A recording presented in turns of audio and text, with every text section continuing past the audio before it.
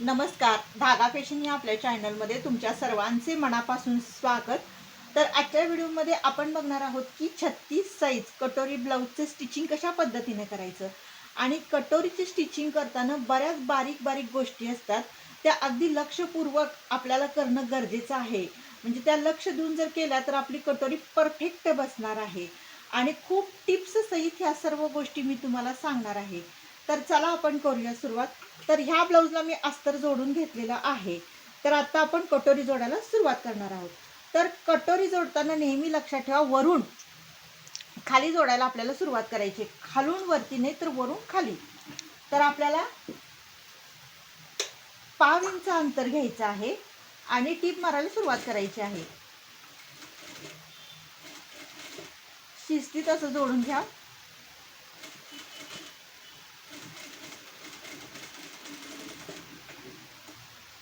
तर आपल्याला double tip मारून घ्यायची आहे त्याच्यावरती, म्हणजे जेणेकरून पुढं मागं सुद्धा कटोरी उसवू नये ह्यासाठी आपल्याला डबल टिप घेणं गरजेचं आहे। आता आपण डाव्या साईडची कटोरी जोडून घेऊयात।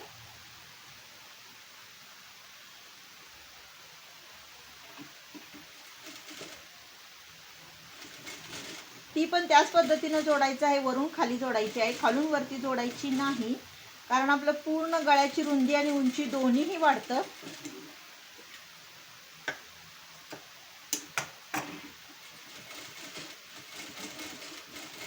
तर या अशा पद्धतीने मी दोन्ही कटोऱ्या जोडून घेतलेल्या आहेत।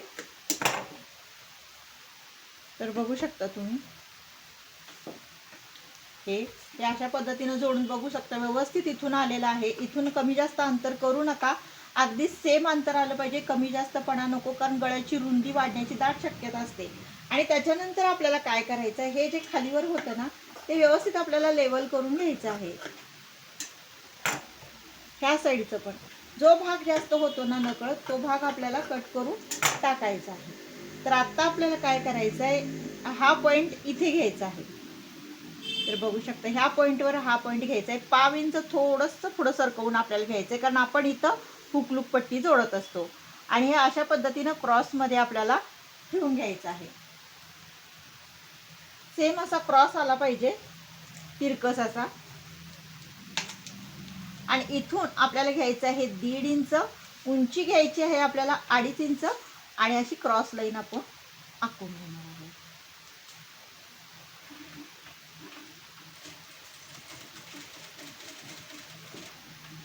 तर तिथं पण आपल्याला डबल टिप मारून घ्यायची आहे, कारण सगळ्या ठिकाणी जिथं जिथं आपण स्टिचिंग करतो तिथं तिथं आपल्याला डबल टिप घेणं गरजेचं आहे। तर आता बघू शकता तुम्ही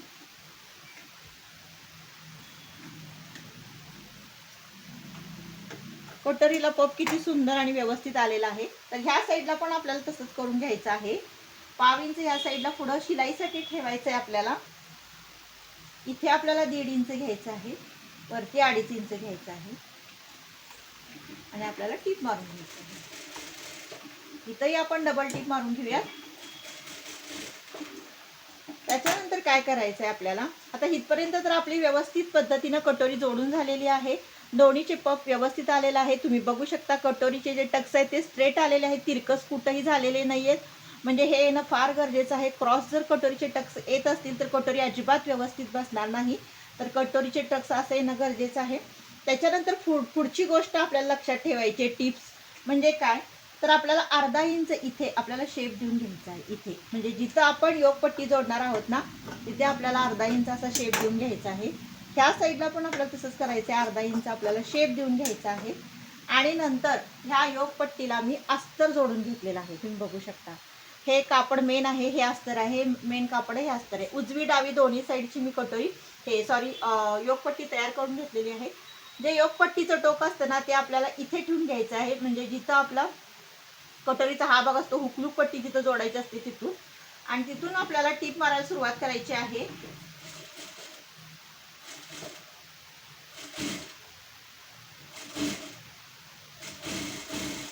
तर ह्या साईडला पण अगोदर आपण जोडून घेऊया आणि मग उलटवून घेऊया।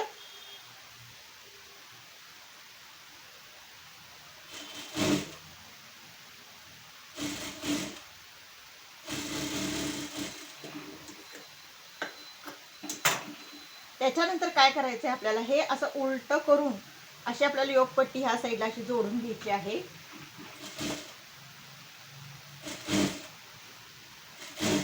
योगपट्टी कशा पद्धतीने जोडायची त्याच्या 2 पद्धती आहेत. ह्याच्यावरती पण मी म्हणजे व्हिडिओ बनवलेला आहे. तुम्हाला जर ह्याच्यामध्ये डिटेलमध्ये माहिती हवी असेल तर माझ्या चॅनलवरती जाऊन तुम्ही बघू शकता.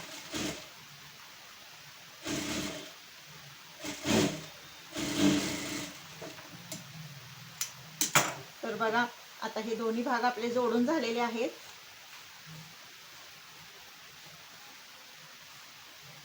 व्यवस्थित करून घ्या.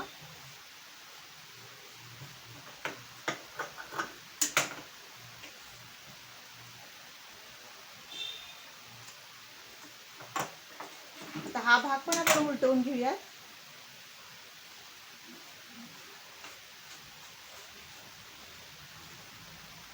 हे बघू शकता, हे दोन्ही पार्ट आपले जोडून व्यवस्थित झालेले आहेत.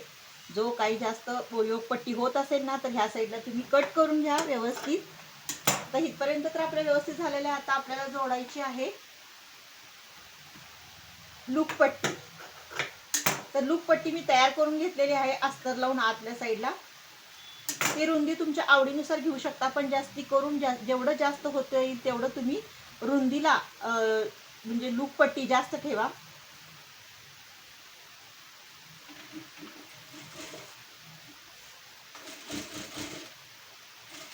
इथे आल्यानंतर आपल्याला असा फोल्ड करून घ्यायचा आहे.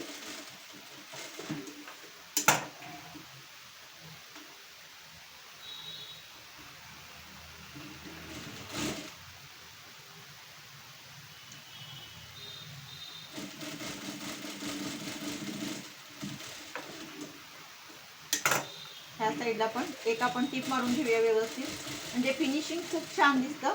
आणि आडवी एक अशी टीप मारून घ्या, म्हणजे फिनिशिंग खूपच सुंदर दिसतं आणि परफेक्ट येतं. त्याच्यानंतर आपण लावून घेणार आहोत आपली हुकपट्टी.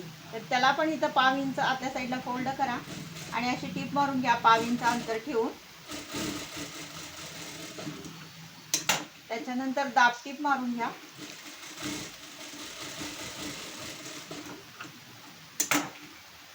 हे आतल्या साईडला असं व्यवस्थित फोल्ड करून घ्या.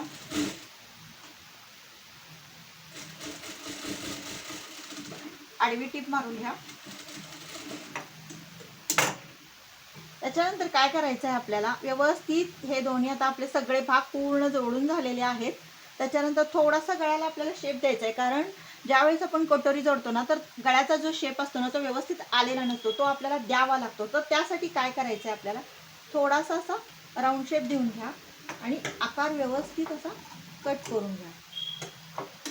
तर बघू शकता व्यवस्थित आकार आलेला आहे. ह्याला पण तसंच करा, थोडासा राऊंड शेप देऊन घ्या आणि आकार व्यवस्थित द्या. कारण तसंच जर कटोरी जोडली तर पुढचा गळ्याचा शेप अजिबात व्यवस्थित दिसत नाही, राऊंड शेप दिसत नाही. तर बघू शकता हा कसा व्यवस्थित आपला गोल असा शेप व्यवस्थित आलेला आहे, दिसतच असेल तुम्हाला.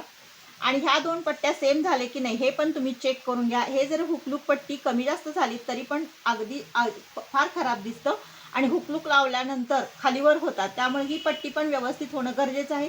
ह्या बारीक सारीक गोष्टी फार लक्षात ठेवणं गरजेचं आहे. त्याच्यानंतर आपल्याला काय करायचं आहे, आता गोटपट्टी जोडून घ्यायची आहे.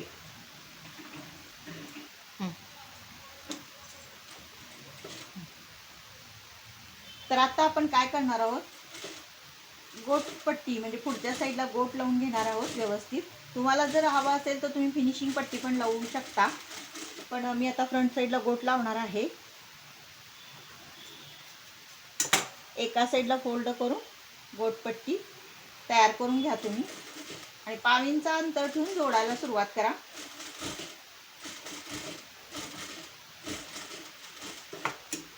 इथंही तसंच करा, आतल्या साईडला 5 इंच फोल्ड करून. त्याच्यानंतर काय करायचं आहे, आपल्याला गोट तयार करून घ्यायचा आहे. व्यवस्थित नाजूक पद्धतीनं गोट बनवा, एकसारखा येऊ दे, कमी जास्त नको.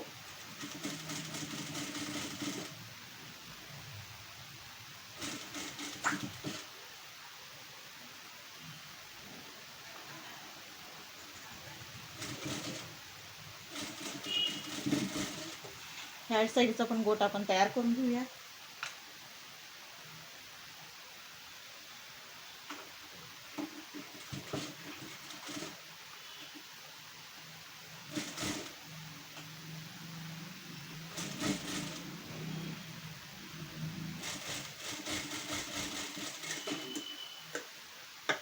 इथपर्यंत तर आपली सगळी कटोरी व्यवस्थित जोडून झालेली आहे. तर आता पुढचं काय करायचं आहे आपल्याला, पाठीमागच्या भागाला जोडताना कोणती काळजी घ्यायची ते सांगते. आता हा पाठीमागचा भाग मी तयार करून घेतलेला आहे, पट्टी लावून घेतलेली आहे, पाठीमागचे टक्स जोडून घेतलेले आहे. तर आपल्याला हे अशा पद्धतीनं हे करून घ्यायचं आहे. आणि इथे जे आहे ना सुरुवातीचा भाग, म्हणजे बऱ्याच जणांचं जे कटोरी उतरतं म्हणजे शोल्डर, त्यासाठी काय करायचं, इथे आपल्याला 5 इंचाचा क्रॉसमध्ये आतल्या साईडला असं मारून घ्यायचं आहे, म्हणजे कट करून घ्यायचं आहे. म्हणजे 5 इंच, जास्त नाही.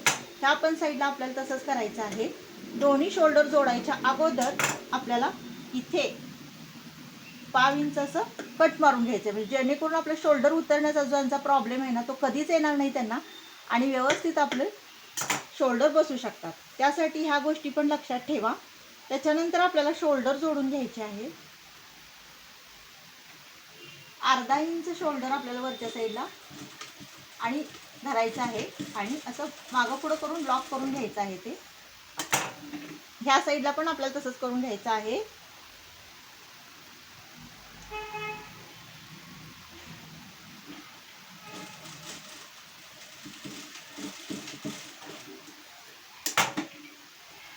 तर बघू शकता अशा पद्धतीनं आपलं फ्रंट साईड कटोरीचं पूर्ण भाग जोडून झालेला आहे. बॅक साईडचा पण भाग आपला जोडलेला आहे.